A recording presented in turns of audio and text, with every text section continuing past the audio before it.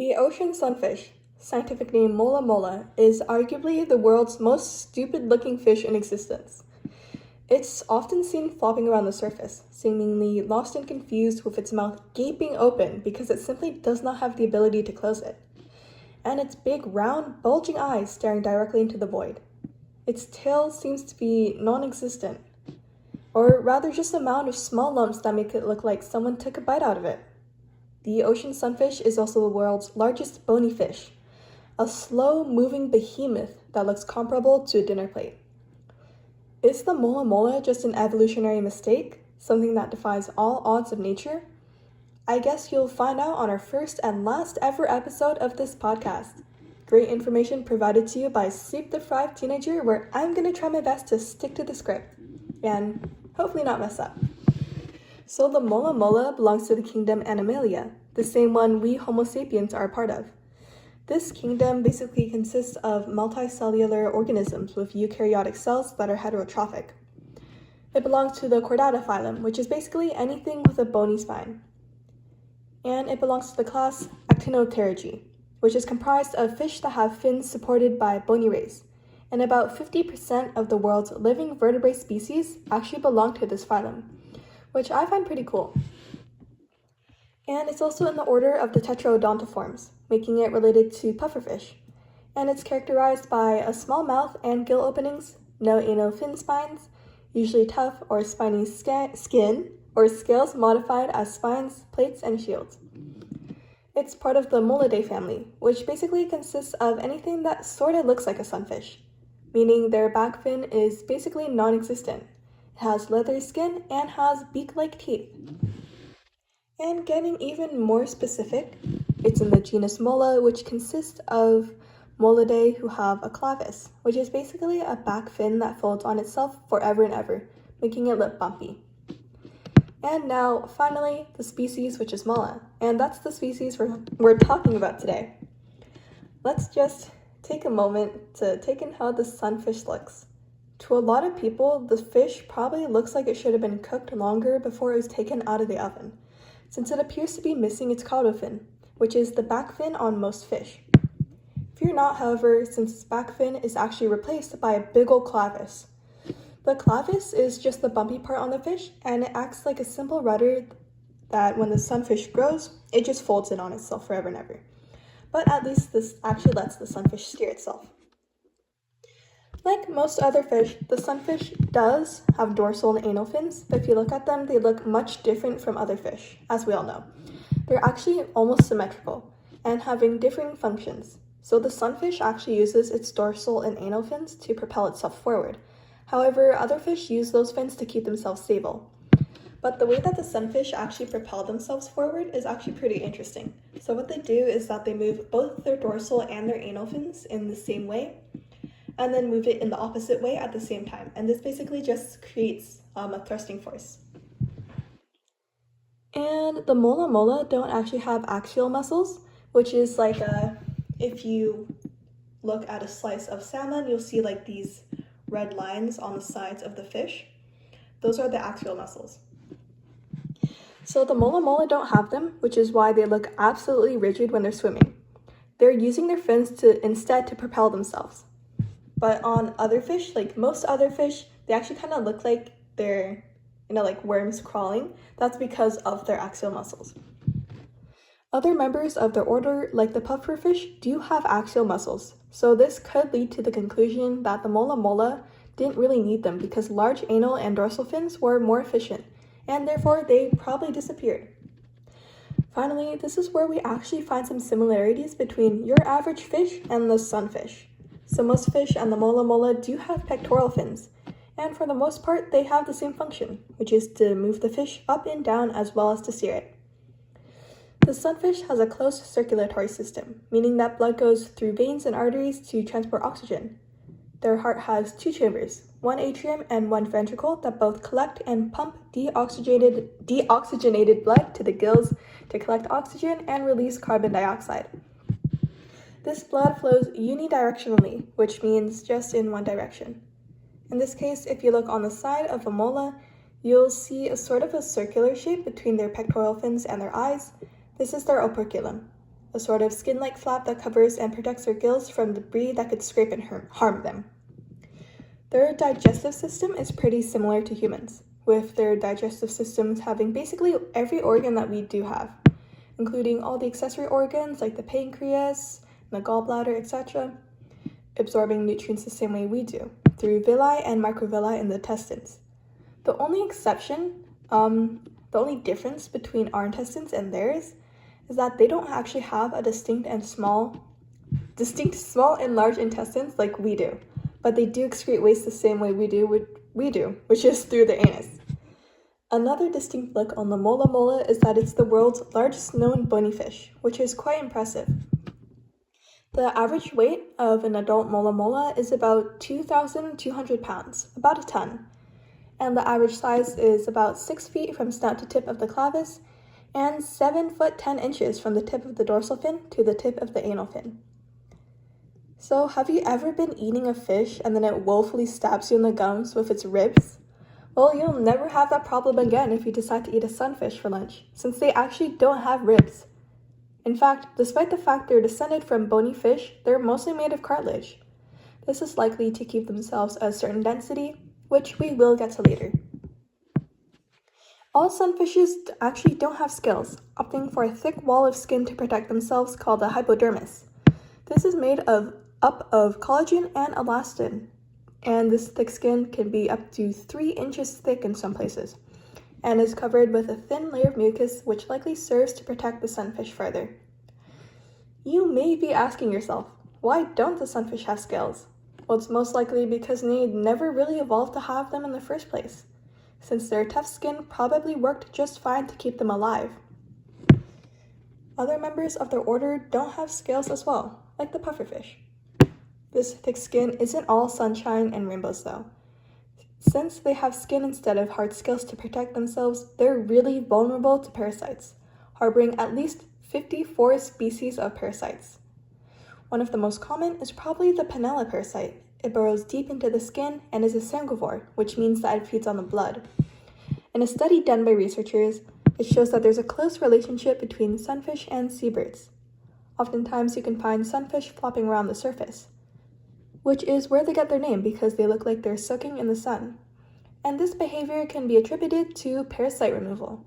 The Panella parasite is easily removable by the beaks of birds, but specifically the albatross and as well as seagulls, and have been spotted doing so.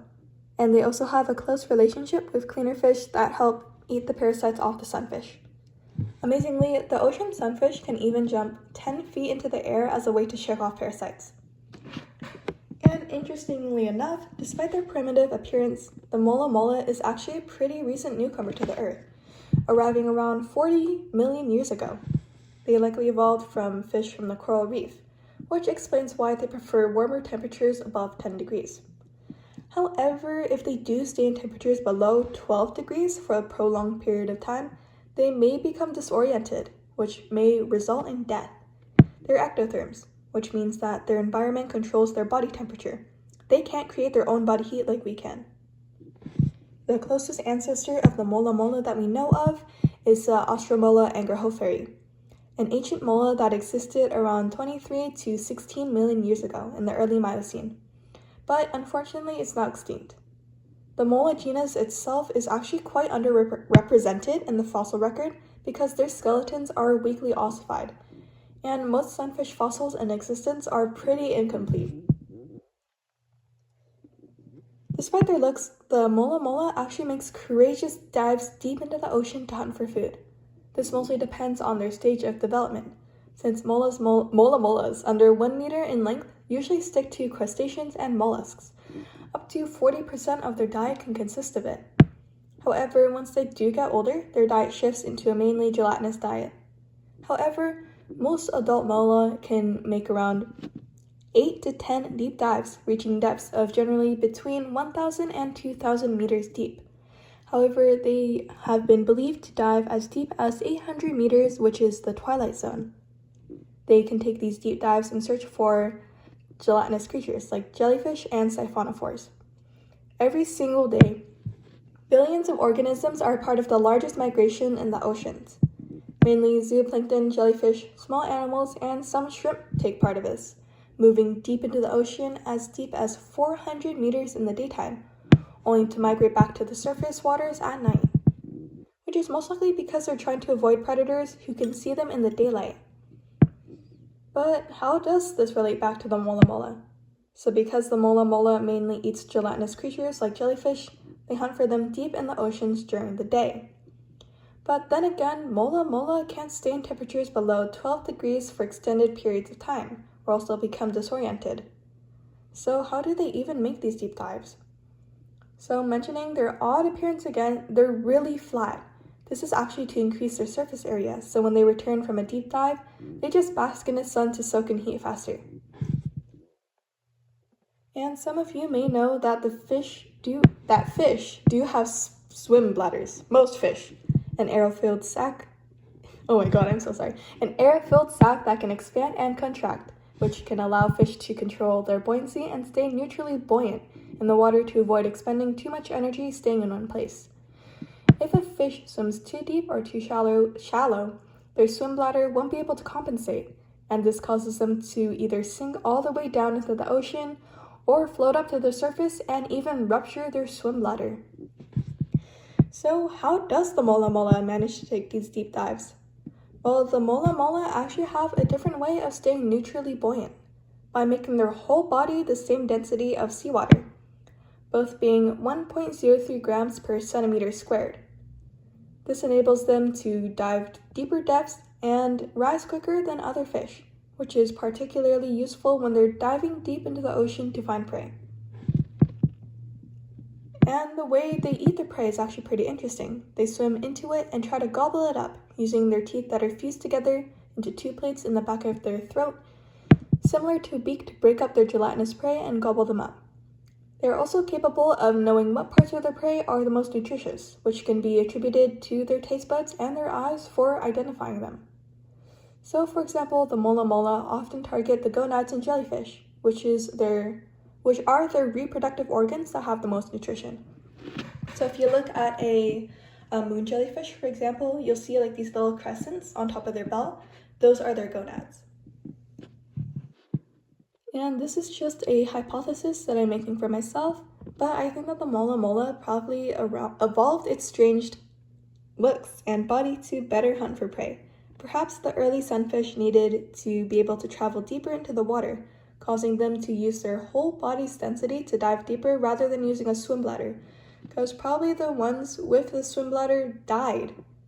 Natural selection probably played a huge role in this. The sunfish that could dive deeper and rise quicker and could get more food could pass its genes on to the next generation. The reproductive system of the mola mola is absolutely insane. In fact, females lay more eggs than any vertebrate, being able to lay over 300 million tiny 1.3 millimeter eggs at one time. The mola mola grows at an extremely fast rate, with two distinct larval phases. In the first phase, they resemble tiny pufferfish with distinct tails and back fins. However, in the second phase, they lose their fins, and their tail simply begins folding in on itself. Once they hatch, they start growing, and fast, with one individual in the Monterey Bay Aquarium gaining almost a kilogram every single day. Interestingly, the mola mola actually do have the same amount of chromosomes as humans do, being 23 pairs. The reproductive behaviors of the mola mola aren't exactly well known. However, it is known that females lay eggs into the water, where the males will then release sperm to fertilize them. But if they do this in pairs is unknown for now. It's not quite yet known how long they live for in the wild. However, in captivity, they can live for longer than 8 years. Their egg survival rate is also not quite yet known. However, it's most likely insanely low. The mola mola display an R strategy for reproduction, which means that they prefer to have millions of offspring with no parental care. And because of the sheer number of offspring, a few will survive against all odds. And this strategy is opposite to what case strategists use. Just briefly explaining it, case strategists prefer to have less offspring, usually with a ton more parental care to ensure their offspring survives into adulthood. The mola mola live all over the world, mainly in more temperate waters between 12 and 15 Celsius, migrating to different feeding and spawning grounds as needed. However, there hasn't been much research on exactly where the mola mola spawn. However, they do migrate to more temperate waters when needed, so north in the summer and south in the winter. And a lot of people actually have beef with these guys. Like, how can something so stupid looking not go extinct yet? Like, literally, if you search up on Google, why are sunfish? The first suggestion that pops up is, why are sunfish so useless? So they're actually too big to be considered a decent prey item, and their skin is extremely tough. However, sharks, sea lions, and killer whales might consider a sunfish a little snack. Their greatest threats to their livelihood are actually humans. These guys often get tangled in fishing gear, choking on plastic bags, scrapes, and getting run over by boats, which has earned them the rank of being vulnerable. The mola mola are actually quite friendly, even going up to say hi to divers in the oceans, despite the fact they live a mostly solitary life. And I'm just going to pull up a little 3D diagram and show you guys just the anatomy of the sunfish.